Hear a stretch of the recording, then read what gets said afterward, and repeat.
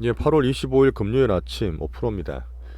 어제 이어서 이틀간 방송을 드리는데요. 뭐 그렇게 해서 뭐 엄청난 큰일이 난 건 아니고 어제 엔비디아가 뭐 바로 가진 않고 매크로 관련이 조금 불안정성이 해소된 면을 말씀을 드렸는데 그 매크로 부분이 아직까지 조금 불안하긴 해요. 제가 이제 미국 증시 장기금리랑 오늘 잭슨홀 미팅이 가장 메인이라 말씀드리고 있는데 아직 파월 나오지는 않았습니다. 오늘 밤 11시에 연설을 하는데 그 전에 또 우려감이나 이런 미리 또 뿅망치를 맞고 있는 것 같습니다. 자, 미국 증시도 이 변동성이 만만찮아요. 우리나라 비슷합니다. 자, 내용을 잠깐 볼게요. 지금 계속 말씀드리겠지만 이런 내용은 간단히 말씀드리고 제 전망과 전략으로 마무리하겠습니다. 자, 미국 장기금리가 다시 올라가긴 했어요. 하지만 그렇게 저번 고점을 돌파한 건 아닙니다. 잠깐 보여드리면 지금 이거거든요. 그때 4.36 갔다가 그때 4.18까지 빠졌다 그랬잖아요. 어제 살짝 올랐습니다. 4.23까지 다시 올랐고, 하지만 전망들이 자꾸 겁을 주는 게 나오는 거죠. 어제는 연준 위원이 또 한 분이 발언했어요. 파월 의장 나오기 전에 금리를 추가 인상을 해야 될 수도 있다. 뭐 이런 얘기를 한 게 있고, 보통 저희가 보는 패드 와치라고 있습니다. 이제 금리 인상에 대한 가능성을 보는 건데 이 부분이 사실 좀 올랐어요. 이제 9월 20일 날 FOMC가 있을 텐데 금리 동결이 그 전에 좀 컸죠. 지금도 많이 크긴 한데 인상할 수 있는 확률이 12%에서 한 19% 정도로 7% 정도 올랐습니다. 하지만 20%안 되죠 아직까지. 그 전에 사실 근데 계속 이제 겁을 주니까 이 변동성 정신 흔드니까 문제인 거고요.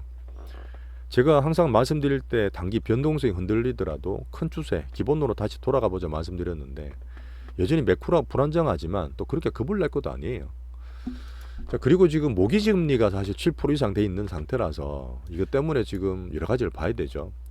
어제 같은 케이스는 이제 실업수당 청구 건수가 나왔지만 사실 좀 더 중요한 거는 오늘 이제 미시간대 소비자 심리 지수고 계속 언급드리는 이제 파월 연설이 되게 중요합니다.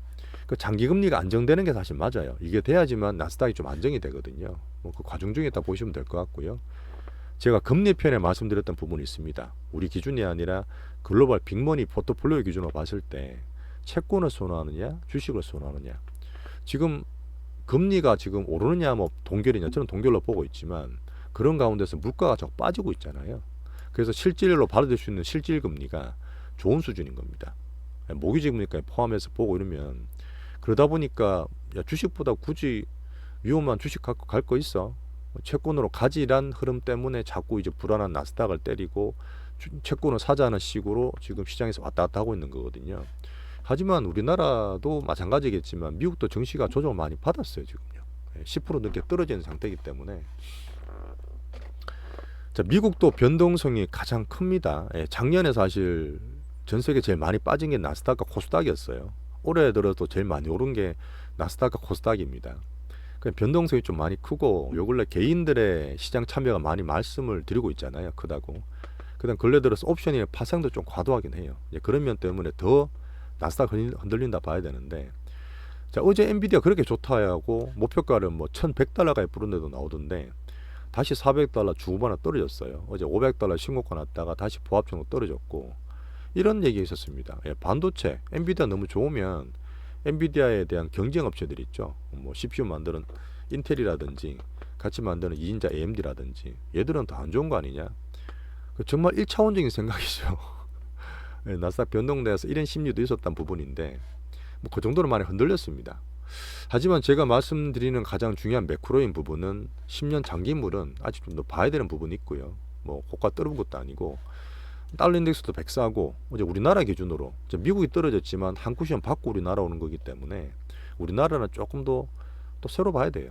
원달러는 여전히 떨어져 있습니다. 1328원이고 또 중국 걱정했지만 위안화도 또 괜찮아요. 지금 또 미국을 봐야 되는 상황이라서 아침에 영향을 주는 이제 미국의 우리나라 야간 선물이나 MSCI 코리아 지수 보시면 한 1% 정도 뭐 내외로 아침 빠져 시작할 것 같습니다. 하지만 그 이후에 또 우리나라 흐름 다 봐야 되니까 미국 빠졌다 해서 걱정하지 마세요. 근데 계속 제가 말씀드리고 예상하는 부분은 이 본게임 파월 연설은 자, 고금리 시대다. 금리 쉽게 낮추지 않는다. 자, 우리나라 어제 이창용 총재님도 말했습니다. 쉽게 레버리지 막막 쓰거나 그런 시대는 아니에요. 특히 부동산 같은데. 자, 그러다 보니까 고금리 시대 시장은 정하는 그런 기간이라 보는데 이거는 이미 알고 있었잖아요. 작년에 갔던 파월 잭슨 홀 미팅은 금리 인상 끝났다 계속 그 되도 않아 시장 현상이 있다 보니까 야 파월이 택도 없어 금리 인상 계속 할 거야 하면서 때린 거고 지금은 그 정도는 사실 아니거든요. 자 그리고 좀 미묘한 부분이 있는데 요거는 죄송하기도 하고 미국 경기가 지금 괜찮다고 계속 자신감을 표명하지만 살살 걱정을 해야 되는 시기거든요.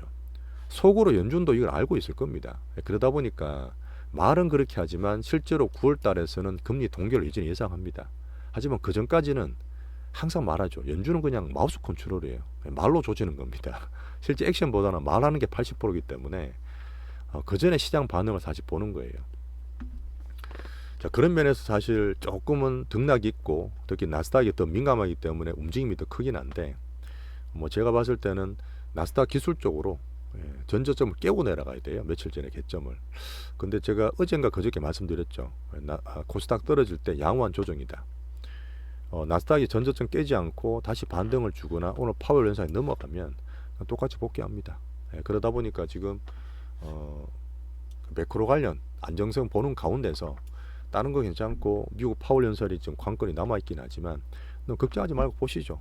제가 시장 아침에도 보면서 또 그대로 응대를 해드리겠습니다. 제 생각에는 홀딩하고 관망하는 게 여전히 좋을 것 같아요. 또 장중에 뵙겠습니다. 감사합니다.